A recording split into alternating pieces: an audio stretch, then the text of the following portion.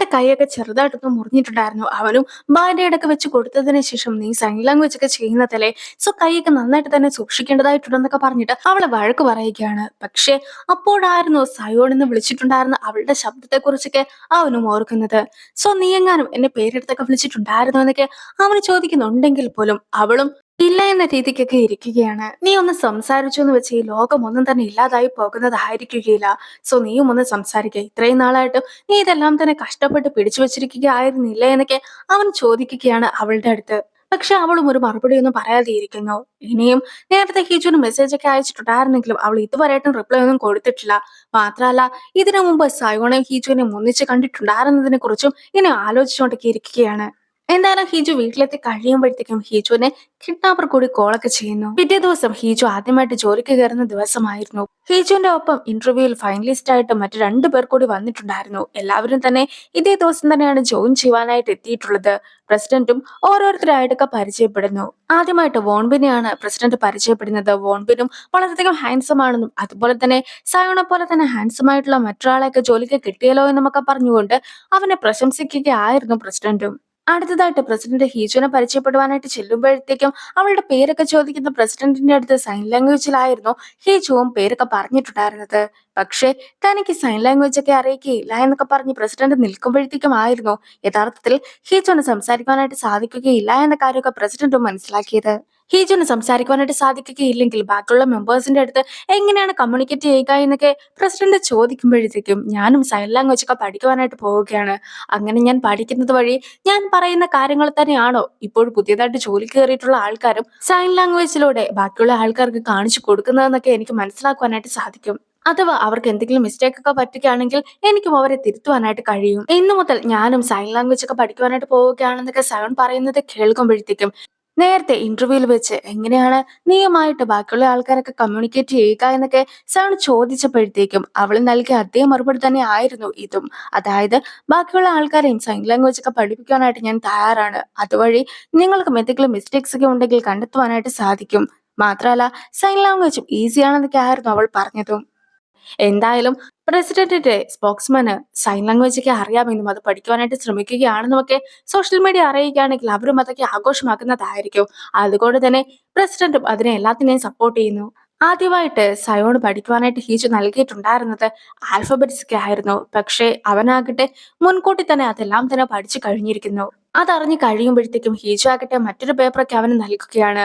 അതിലും 100 ലെറ്റേഴ്സ് ഒക്കെ എഴുതുവാനുള്ള ഇടയൊക്കെ നൽകിയിട്ടുണ്ട്. അതായത് ഓരോ ദിവസവും സൈൻ ലാംഗ്വേജ് ഒക്കെ പഠിക്കുവാനായിട്ട് അവന് ഏതൊക്കെ വാക്കുകളാണ് ആവശ്യമായിട്ടുള്ളതെന്ന് വെച്ചാൽ അവൻ അതിൽ എഴുതിയൊക്കെ കൊണ്ടുവരാം. അതിൽ എഴുതുന്ന കാര്യങ്ങൾ എന്താണോ അത് ഹീജു അവനെ പഠിപ്പിച്ചും കൊടുക്കുന്നതായിരിക്കും. സോ സയോൺ ആകട്ടെ ഓരോരോ വാക്കുകൾ വീതം അവൾക്ക് എഴുതിയൊക്കെ കൊടുക്കുമ്പോഴത്തേക്കും അവളും അതെല്ലാം തന്നെ അവന് പഠിപ്പിച്ചൊക്കെ കൊടുക്കുന്നു. അങ്ങനെ കുറെ വാക്കുകളൊക്കെ അവസാനിച്ച് കഴിയുമ്പോഴത്തേക്കും അവനും ഒറ്റ സെന്റൻസ് ആയിട്ടൊക്കെ അത് അവളുടെ അടുത്ത് പറയുകയാണ്. അതായത് അവളുടെ കൂടെ വർക്ക് ചെയ്യുവാനായിട്ട് അവനും പ്രതീക്ഷയോടെ കാത്തു നിൽക്കുന്നു എന്ന രീതിക്കായിരുന്നു ആ ഒരു സെന്റൻസ്. അതിന്റെ ഒപ്പം തന്നെ ഹീജുവിന്റെ പേരും അവളിപ്പോൾ ജോലി ചെയ്യുന്ന പോസ്റ്റും പോലും അവനും ഉൾപ്പെടുത്തിയിട്ടുണ്ടായിരുന്നു. അതുകൊണ്ട് തന്നെ ഹീജും അതിന് മറുപടിയൊക്കെ കൊടുക്കുകയാണ്.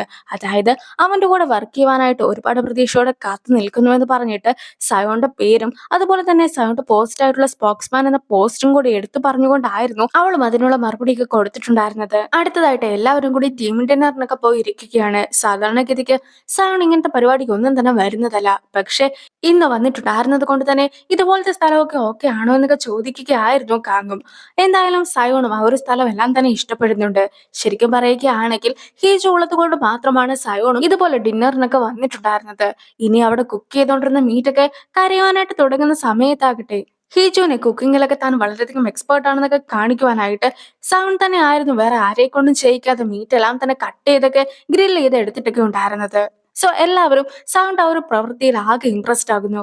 നേരത്തെ ഹീജുവും സൈൻ ലാംഗ്വേജിൽ കുറച്ച് കാര്യങ്ങളൊക്കെ സയോണ് പഠിപ്പിച്ചിട്ടുണ്ടായിരുന്നല്ലോ. സയോണും ഇപ്പോൾ എല്ലാവരുടെ മുമ്പിൽ വെച്ച് അതൊക്കെ ചെയ്ത് കാണിക്കുമ്പോഴത്തേക്കും ഹീജു അല്ലാതെ സൈൻ ലാംഗ്വേജ് അറിയാവുന്ന മറ്റു 2 പേരെയും കൂടി ഇവർ എടുത്തിട്ടൊക്കെ ഉണ്ടല്ലോ. അവരും എന്താണ് സയോൺ കാണിക്കുന്നതിന്റെ അർത്ഥം എന്നൊക്കെ ബാക്കിയുള്ളവർക്കും പറഞ്ഞു കൊടുക്കുന്നു. സയോണെ ഫുഡ് കഴിക്കുന്നതിനിടയിൽ നിന്ന് പാർക്കം വിളിച്ചുകൊണ്ടൊക്കെ പോകുന്നു. നേരത്തെ കിഡ്നാപ്പറുടെ കോൾസ് എല്ലാം തന്നെ വോയിസ് മോഡുലേഷൻ ഉപയോഗിച്ചിട്ടുള്ളതായതുകൊണ്ട് തന്നെ അതൊക്കെ മാറ്റുവാനായിട്ട് അവർ ശ്രമിച്ചിട്ടുണ്ടായിരുന്നല്ലോ. പക്ഷെ ഇപ്പോൾ ആകട്ടെ അതിനിടയ്ക്ക് വെച്ച് ഒരു വൈറസ് ഒക്കെ കയറിയിട്ട് അവരുടെ കയ്യിലുണ്ടായിരുന്ന കുറേയധികം ഫയൽസ് ഒക്കെ നഷ്ടപ്പെട്ടു പോയിട്ടുണ്ട്.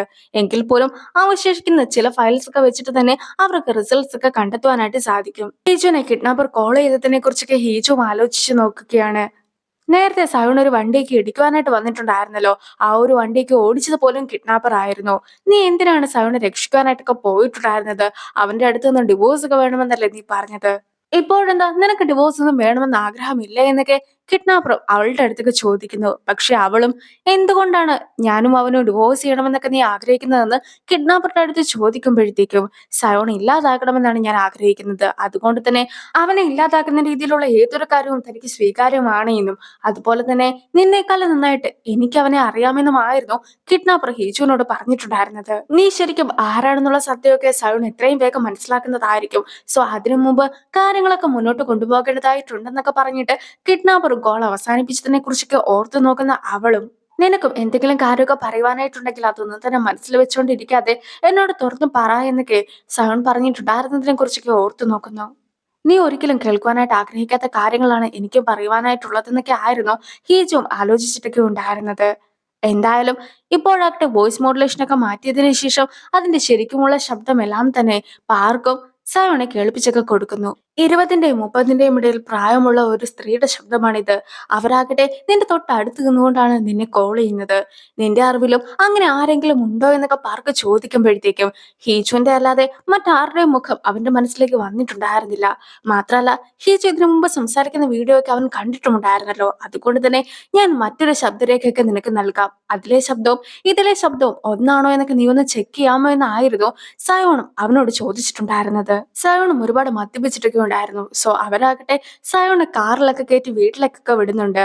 ബാക്കിയുള്ള ആൾക്കാരെല്ലാവരും കൂടി ചേർന്നിട്ട് ഒന്നിച്ച് ഒന്നും കൂടി ഡ്രിങ്ക്സ് ഒക്കെ കുടിക്കാമെന്ന് പറഞ്ഞു പോകുന്നുണ്ടെങ്കിലും ഹീജുവും അവനെ കുറിച്ചായിരുന്നു ചിന്തിച്ചിട്ടൊക്കെ ഉണ്ടായിരുന്നത്. അങ്ങനെ ഇരിക്കെ ഡ്രൈവറും സയോന്റെ കാറൊക്കെ വീടിന് മുമ്പിൽ പാർക്ക് ചെയ്തിട്ട് പോകുന്നു. ഇന്നലെ ടാക്സിയിലൊക്കെ എത്തിയിട്ടുണ്ടായിരുന്ന ഹീജും ഇതുപോലെ സയോൺ കാറിലൊക്കെ ഇരിക്കുന്നത് കണ്ടതിന് ശേഷം അവനെയും കൂട്ടിക്കൊണ്ട് വീട്ടിലേക്കൊക്കെ പോവുകയാണ്.